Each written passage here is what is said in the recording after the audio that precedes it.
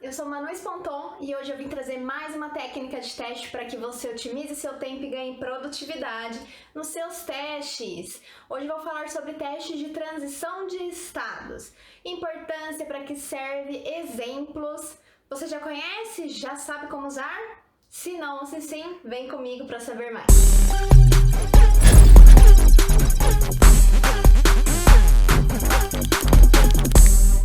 Olá, gente! Eu vim trazer este conteúdo para vocês de novo em formato de slides, porque tem bastante detalhezinhos, bastante informação e eu não quero que vocês percam nada, ok?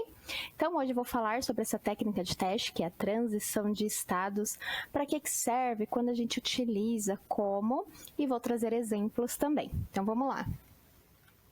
Bom, então o que é essa técnica de transição de estados? É uma técnica para validar os diferentes estados que uma aplicação ou funcionalidade pode ter, tá? Então, vocês já ouviram falar que toda ação tem uma reação? Então, é basicamente disso que a gente está falando aqui, tá? A gente pode ter diferentes estados de uma aplicação que, por exemplo, trazendo aqui para um exemplo bem simples, o caso de um cubo de gelo, por exemplo. Quando o cubo de gelo ele está congelado, né, ele está no estado sólido. Aí, se você vier com um secador e secar, né, secar o gelo, e jogar ar quente contra o cubo de gelo, então ele vai derreter, então ele vai para um estado líquido. Então, houve uma transição ali de estados, tá? Então, o estado da aplicação, trazendo para o software, é quando você está em um estado específico, finito, né? Pode ser aguardando uma senha, aguardando que o semáforo fique verde, amarelo, vermelho, e ele passa para um outro estado diferente daquele que ele iniciou, tá? Então, basicamente, é disso que se trata esta técnica de teste de transição de estados, tá? Transição de estados. E por que é importante? Então, esta técnica muita gente usa, provavelmente nem sabia que tinha um nome específico para isso, né? Muita gente que não é da área de qualidade, ou até mesmo que é da área, faz bastante coisas, né, que tem relação com técnicas que possuem nome, mas não sabem, tá? Então, no que esta técnica vai te ajudar? Vai te ajudar a mapear melhor a cobertura dos seus testes. Por quê? Porque você está utilizando técnica para te ajudar a pensar, te ajudar a estruturar os seus cenários de teste, cobrir todas as possibilidades, tá?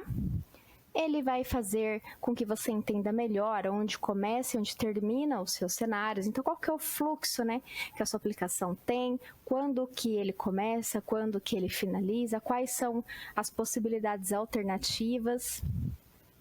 Pensar em cenários alternativos, que foi o que eu acabei de falar. Evitar e investir tempo em execução de cenários que não agregam valor. Qualquer técnica de teste, pessoal, ela serve principalmente para isso, para que a gente utilize nosso tempo de forma inteligente, para que a gente invista em cenários que realmente vão agregar valor para o nosso dia a dia, que realmente vão trazer uma rede de proteção para a nossa aplicação, tá? Ajuda a fortalecer a sua rede de proteção, uma vez que você está verificando cenários que foram pensados, que foram planejados, que tem uma lógica por trás deles, tá? Testes por amostragem tendem a não funcionar ou a médio e longo prazo dar um retorno que a gente não espera, que a gente não quer, por exemplo, muitos bugs, instabilidade, enfim. Então, é sempre interessante, é sempre que o ideal é que a gente sente, pense nos cenários que nós vamos executar, que tudo isso seja baseado em técnicas, porque aí as técnicas nos ajudam a estruturar a forma de pensar e assim a gente consegue mapear cenários que realmente agregam valor, tá? Aqui também não está, mas ajuda também em testes automatizados, porque você vai conseguir pensar em cenários alternativos que você pode automatizar, tá? Ajuda a capacitar outras pessoas do time. Então, imagina, logo vocês vão ver que vocês tenham desenhado alguns diagramas de estados ou algumas tabelas, ajuda a capacitar o time no sentido de quais funcionalidades nós temos, como a nossa aplicação funciona, quais são os caminhos que eu posso percorrer dentro da aplicação e quais resultados esperar, tá? De acordo com as ações que você for tendo ali, ok? Então, como vocês podem ver, essa técnica ajuda e muito no dia a dia, na produtividade, na otimização. Se combinada com outras técnicas, que inclusive eu já trouxe aqui, que é análise de valor limite, partição de equivalência e muitas outras que eu ainda vou trazer, com certeza vocês vão ter testes super eficazes que realmente vão pegar bugs críticos e, claro, vão reduzir aí o tempo de execução de testes, seja automático, seja manual, porque vocês estão estruturando de forma inteligente os testes, ok? Os cenários de testes. Bom, então vamos lá. Bom, como toda técnica de teste, esta também tem alguns conceitos que são importantes serem entendidos antes de eu mostrar os exemplos práticos, para que vocês entendam do que eu estou falando, para que a gente fale a mesma língua aqui, tá? Qualquer pessoa que abordar esse assunto com vocês vai saber vocês vão saber do que ela está falando, vocês vão entender, porque vocês conhecem os conceitos, ok? Bom, como eu já disse, como toda técnica, essa também possui conceitos importantes e a gente precisa entender para conseguir aplicar, tá? Então, é até interessante que eu já ouvi muitas pessoas dizendo que o analista de qualidade é aquela pessoa que só executa testes, tem algumas terminologias bastante equivocadas na área que eu sempre tento elucidar as pessoas, né, que vêm com esses exemplos, para que elas entendam que o nosso papel vai muito além do que isso, né? E qual que é a base de tudo, né? O que traz segurança na hora de falar de qualidade, na hora de falar de técnicas? É conhecer os conceitos, tá? Então a gente precisa, é como se fosse teste unitário, você precisa conhecer os métodos em separado, as caixinhas separadinhas, para que quando você junte elas façam sentido, tá? Então é muito parecido aqui. Então por isso que é muito importante entender sobre conceitos. Então vamos para os conceitos dessa técnica. Bom, aqui o que vocês vão ver? Vocês vão ver que a gente vai falar bastante de estado, que é o que eu já dei uma palhinha para vocês, que é uma posição finita em que o software está. Uma funcionalidade pode possuir vários estados e o finito aqui significa que a funcionalidade não vai ficar parada no mesmo estado para sempre, tá? Então aqui eu fiz essa representação do estado 1, do estado 2. O estado 1 é um pedido realizado, o status 2 é um pedido pago. Trazendo para o nosso exemplo de antes do cubo de gelo, o estado 1 é ele sólido, o estado 2 é ele líquido, tá? Isso são estados, tá? Finito, porque se você está navegando, interagindo com uma aplicação, ele não vai ficar parado no mesmo estado sempre, tá? A não ser que ele trave. Se ele travar, pode ser que aconteça. Transição. Transição é o relacionamento entre dois estados que dependem de um evento ou uma ação para que haja este relacionamento, tá? Então, por exemplo, né? Aqui no exemplo que eu trouxe, no estado 1 a gente tem um pedido realizado, no estado 2 pedido pago. Qual que é o evento? Qual que é a ação que faz o estado 1 passar a ser o estado 2? É o pagar, é a ação de pagar. Então, se eu tenho um pedido realizado, eu entro no e-commerce, coloco produtos no meu carrinho, tenho um pedido e vou finalizar o meu pedido. Para que eu consiga faturar ele e ele seja entregue na minha casa, uma das condições é que eu faça o pagamento. Então, a ação de pagar faz com que o meu pedido saia do estado de realizado, apenas realizado, para pedido pago. E aí podem ter outros estados após esse, tá bom? Isso aqui é uma exemplificação. Então, é o relacionamento entre dois estados diferentes. Do cubo de gelo. Cubo de gelo, eu tenho ele no estado sólido, e eu quero ir para o estado líquido. No meu exemplo, eu pego um secador e aqueço meu cubo de gelo. Essa ação de secar o cubo de gelo, vai fazer com que ele derreta e passe para um outro estado diferente daquele que ele começou, ok? Evento e ação. Então, o evento é a causa necessária para haver a transição de estado e a ação é a resposta que o sistema dará ao evento executado. Então, aqui eu tenho um evento, estou no estado 1, eu promovo um evento que vai causar uma reação. Essa reação, né, essa ação que foi dada vai fazer com que ele mude de estado. E aí há uma transição entre os dois, tá? De um para o outro, que é bastante alinhado com o exemplo que eu já tinha dado antes. Bom, estado inicial e final nada mais é do que onde eu começo e onde eu termino. Então, isso é muito interessante, isso é bastante importante, porque o que é comum eu ver bastante na nossa área de qualidade em relação a fluxos de negócio, são as pessoas com dúvidas de aonde estou, para onde vou, isso trazendo para aplicações, tá? Para software. Então, às vezes, a pessoa tem dificuldade de entender aonde que o teste dela começa e aonde que o teste dela termina. Então, essa é uma técnica que a gente pode desenhar e elucidar onde que é o início e onde que é o fim. Por isso que é bastante importante entender qual que é o estado inicial, para onde vou, qual que é o estado final, tá? Então, é necessário ter este entendimento, entender que isso é importante, tá? Compreender para que você consiga desenhar aí o diagrama de transição de estados, ok? Então, continuando. Eu trouxe aqui alguns exemplos de e-commerce, tá? E também trouxe uns outros exemplos de login que eu quero mostrar para vocês. Então, eu trouxe exemplos, inclusive com que eu trabalhei, ok? Então, este daqui ficou cortadinho aqui para vocês, mas não tem problema. Esse primeiro exemplo é de um diagrama de estados, tá? Então, um diagrama de estados é quando você pega aqui e desenha mesmo, né? Uma bolinha ali, aqui eu estou mostrando por setinhas, como que a aplicação se comporta, né? Onde ela está e quais são os caminhos que ela pode percorrer para chegar num determinado estado. Então, esse daqui é de um e-commerce que, inclusive, eu trabalhei, né? Então, é um fluxograma muito parecido com o que eu tinha na aplicação com que eu trabalhei. Então, por exemplo, quando eu tenho um pedido reservado, o que seria o pedido reservado aqui?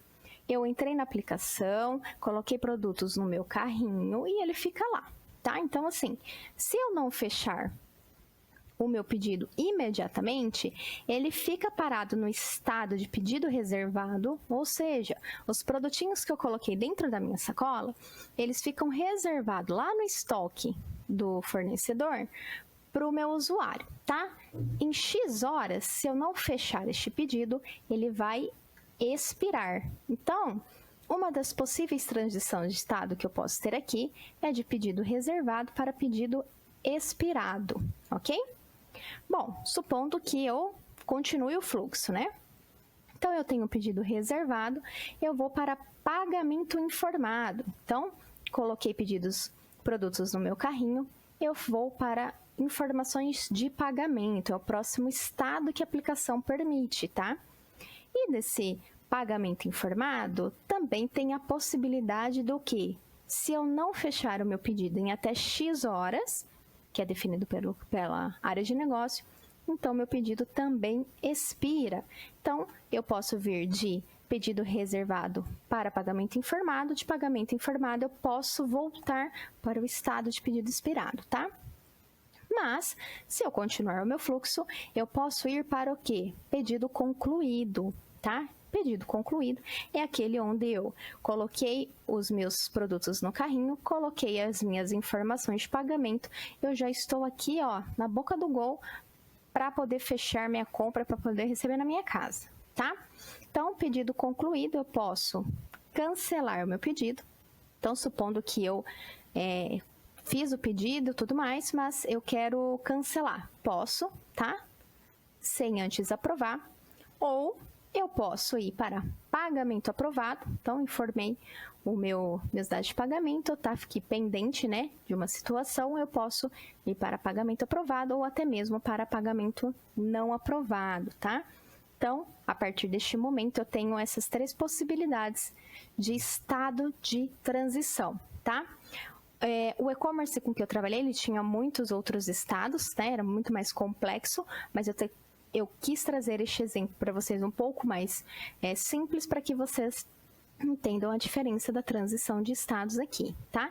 Então, perceba, o meu estado inicial aqui pode ser o pedido reservado, tá? A partir do momento que eu já estou no processo de compras. E o fim é ou pagamento aprovado ou pagamento não aprovado, ok? Então, eu sei onde começa, eu sei onde termina e eu sei quais são os caminhos que eu posso percorrer pela minha aplicação. Isso é bastante importante, por quê? Porque se eu for fazer um E2E, eu sei quais caminhos que são críticos para a minha jornada, né? Se eu for fazer uma regressão, eu sei quais caminhos são críticos para a minha jornada. Outra forma de visualizar isso também é através de uma tabela de transição, tá? Então, eu vejo aqui os estados versus os eventos. Então, aqui deste lado, eu tenho os estados que eu possuo, que são os mesmos que eu já informei para vocês, e os eventos, né? Que são as ações que eu preciso executar para que essa transição de estados ocorra. Então, por exemplo, né? Se eu tiver em pedido reservado, eu posso sair de pedido reservado e ir para pedido expirado, que é o C2. De pedido reservado para informar informações de pagamentos, tá? Aqui eu acho que eu falei errado, aqui é o expirado, tá? Então, eu posso ter essas 2 transições possíveis quando eu estiver nesse estado 1, que é o cenário 1, ok? No cenário 2, se eu estiver no estado de pedido expirado, não tem o que eu fazer, ó, ao não ser adicionar novos produtos no carrinho. Poderia ser um outro estado aqui, tudo bem? No pagamento informado, eu posso sair de pagamento informado e ir para o cenário de pedido expirado, ou ir para o cenário de pagar, né, que é o pagamento. Que é esse aqui, pedido concluído. Posso sair de pedido cancelado para alguma coisa? Não, uma vez que eu cancelei o pedido, não tem muito o que eu fazer. Posso criar um novo pedido, poderia ser um outro estado, tá? Não teria problema. De pagamento aprovado, que é o cenário 6, eu posso ir para o pedido cancelado. Então, supondo que o meu pagamento foi aprovado, mas eu quero cancelar, eu posso entrar em contato com a central de atendimento e pedir para eles cancelarem o meu pedido. Era possível, tá? E de pagamento não aprovado, que aqui é o cenário 7, eu posso ir para também pedido cancelado, tá bom? Então, o pagamento não foi aprovado, cartão de crédito não foi autorizado, posso ligar lá e falar, então, desisto da compra, cancela o pedido para mim, tá? Essa é uma das maneiras de elucidar a transição de estados. Você pode desenhar em formato de diagrama de estados, ou você pode fazer uma tabela de estados versus eventos, tá? Uma outra maneira de fazer isso também é através de uma tabela de transições válidas, tá? Então, eu vou estar em determinado estado e eu vou para outro estado. Por exemplo, se eu estou no estado expirado, o não aqui é como se fosse uma tabela verdade, tá? True ou false, não e sim, tá? Então, se eu estou de expirado, eu posso ir para outro estado aqui? Não, a não ser que você crie um estado novo que seja novo pedido, algo nesse sentido, tá? Se o meu estado é pendente, né? Então, por exemplo, estou lá com o meu carrinho pendente, eu posso ir para expirado, ou seja, pode dar lá o tempo de 12 horas, XPT horas e expirar o meu pedido e eu ter que começar de novo, tá? Eu também posso ir para aprovado ou para não aprovado, são as possibilidades. E assim para cada um deles, tá? Então, isso daqui é como se fosse uma tabela verdade, também é uma maneira de visualizar a sua tabela de transição. Bom, trazendo outros exemplos aqui, que é o exemplo de login, tá? Então, esse exemplo aqui é mais comum de você achar na internet, eu trouxe aqui para a gente também exercitar ele. Bom, então aqui, trazendo para o diagrama de estados, pensando em um login numa aplicação, Eu tenho o início, aqui eu coloquei o início, tá? Como se fosse um estado mesmo, que poderia ser a tela. Aqui o aguardando senha, que é você aguardando usuário e senha. Primeira tentativa, segunda tentativa, terceira tentativa, tá? Então, o usuário ele pode inserir até 3 vezes a senha dele sem que a conta seja bloqueada. Então, ele tem 3 chances de informar a senha correta para conseguir acessar a conta, ok? Então, esse é o nosso diagrama de status. Então, aqui do início, quando eu estou em aguardando senha, eu posso inserir pela primeira vez meu usuário e senha. E se ele não der certo, se tiver um erro, eu venho aqui, se ele der certo, né? Se eu informar a senha e o usuário correto, ele pode acessar a conta dele, tá? E essa é uma possibilidade de estado. Mas, se ele informar o usuário e senha errados, ele vai receber uma mensagem de erro, e aqui eu não estou colocando possíveis mensagens de erro, tá? Mas poderia pôr, não teria problema, mas aqui o foco é a transição de estados. Mas se ele não informar corretamente da primeira vez, ele vai ter uma segunda tentativa. Então, ele tem que ter essa segunda tentativa, tá? Faz parte da minha transição. Bom, se ele inserir tudo bonitinho aqui, ele acessa a conta dele. Se não, ele vai para uma terceira tentativa. E aqui, ó, é importante ver que se eu inserir as informações corretamente da terceira vez que ele está tentando, então a conta vai ser acessada, né? Então, se eu informar pela terceira vez e colocar os dados certos, eu consigo acessar a minha conta. Mas se eu colocar aqui errado de novo, dado que eu já fiz isso 1, 2 vezes, 3 vezes aqui, então a minha conta vai ser bloqueada, tá? Então, perceba que aqui eu tenho várias transições de estados possíveis. E é por isso que é tão importante você entender quais são as regras de negócio que você tem na sua aplicação e quais são as possibilidades, os caminhos que você pode percorrer dentro da sua aplicação, tá? Desta forma aqui, de diagramas de estados, é bastante visual ter esta informação, saber quais são os caminhos que você pode percorrer. Para pessoas mais visuais como eu, fica mais rápido absorver a informação que está sendo passada aqui, tá? Mas tem, como eu já disse, a maneira mais lógica, né, de montar isso, que é também através da tabela de transição de estados versus eventos. Então, por exemplo, né, eu tenho aqui o cenário 1, que é aguardando a primeira tentativa. Eu posso ir para o cenário 2, que é aguardando a segunda, ou eu já posso acessar. Do cenário 2, eu posso ir para a terceira tentativa ou acessar. Do cenário 3, eu posso ir para o acessar ou conta bloqueada. E aqui os outros eu coloquei com risquinhos, porque neste cenário que eu estou trazendo para vocês, não tem estados posteriores, tá? Para que eu consiga elucidar aqui. Mas podem ter vários outros estados. O que acontece depois que ele acessa a aplicação? O que ele tem acesso? Tem uma jornada que ele precisa fazer dentro da aplicação para conseguir atingir um determinado objetivo, que seja finalizar uma compra, tá? Mas é possível colocar aqui. Então, eu trouxe esses 2 exemplos para vocês, tanto do e-commerce quanto do login, para vocês entenderem quais são as diferenças, né? Diferentes cenários para montar exemplos iguais. Então, tanto aqui exemplo para diagrama de estados, para 2 cenários diferentes, tanto para a tabela de transição de estados versus eventos, quanto transições válidas, que é do estado A para o estado B. Gente, aqui o que é importante, né? As informações são as mesmas, são diferentes formas de estruturar a mesma ideia, os mesmos cenários, e aí você escolhe o que for melhor para você. Se é mais fácil desenhar, fazer um diagrama, então você faz um diagrama. Se você acredita que dessa maneira vai te ajudar mais e ajudar mais o seu time. Se é mais fácil criar tabelas de estados e eventos, você pode fazer isso também. E a mesma coisa para a tabela verdade, tá? Eu sempre decido por utilizar aquilo que fica mais fácil para o time, tá? Não só para mim. Então, como que as pessoas com que você trabalha absorvem informação? Elas são mais visuais? Se elas forem mais visuais, talvez o diagrama faça mais sentido. Elas têm um raciocínio lógico mais apurado? Normalmente, desenvolvedor é assim, tá? Então, talvez as tabelas aqui fiquem mais fáceis de serem entendidas, do conhecimento da informação ser absorvida, tá? São maneiras diferentes de falar da mesma coisa, tá? Então, isso é bastante importante.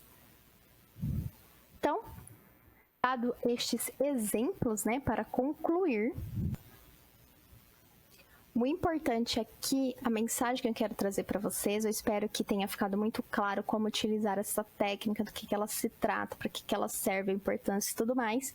Mas, para concluir nosso assunto aqui, gente, é muito importante utilizar as técnicas que alguém, em algum momento da vida, criou para facilitar a nossa vida, tá?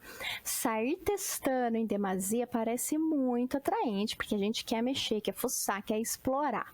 Mas, se a gente começa a fazer mais isso do que parar, planejar, estruturar, talvez a gente gaste um tempão, invista um tempão em atividades que precisam ser reduzidas, tá? É muito mais interessante que você invista tempo em uma gestão de métricas, de bugs, de automação, do que ficar testando o manual. E é por isso que essas técnicas são importantes, para nos ajudar a otimizar nosso tempo, ter proatividade em fazer outras tarefas que não só testar, tá? Lembra que ser QA é mais do que testar manualmente. Isso aqui é um pinguinho das atividades que são atribuídas ao nosso papel.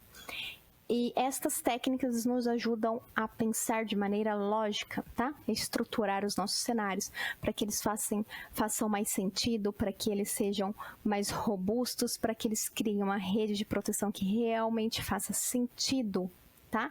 E além disso, você também vai conseguir contribuir com o time em relação à capacitação, você vai conseguir entender melhor quais são os requisitos, os caminhos que a sua aplicação tem, você vai conseguir ajudar as pessoas de negócio a pensar em cenários alternativos que podem ocorrer quando elas estiverem mapeando novas funcionalidades. Consequentemente, você vai ter um feeling para impacto muito maior, tá? E tudo isso utilizando técnicas que te ajudam a estruturar, te direcionam para que você utilize seu tempo de forma inteligente, ok? Então, é sobre isso o assunto de hoje. Eu espero que tenha ficado bastante claro do que se trata a técnica, como usar, com os exemplos que eu trouxe aqui. Qualquer dúvida, deixe nos comentários, eu vou responder. Sugestões são muito bem-vindas. Também podem deixar nos comentários, tá? Não esqueça de curtir, de compartilhar. Se você que está aí na luta para tirar CTFL, certificação, esse conteúdo cai lá também, então é importante entender, tá? Se ainda ficou alguma dúvida, comente aqui, tá? Não deixe de seguir nosso canal, não deixe de compartilhar este vídeo, não deixe de curtir, para que eu possa continuar trazendo informações, conteúdo para vocês, ok? Então é isso, até o próximo vídeo.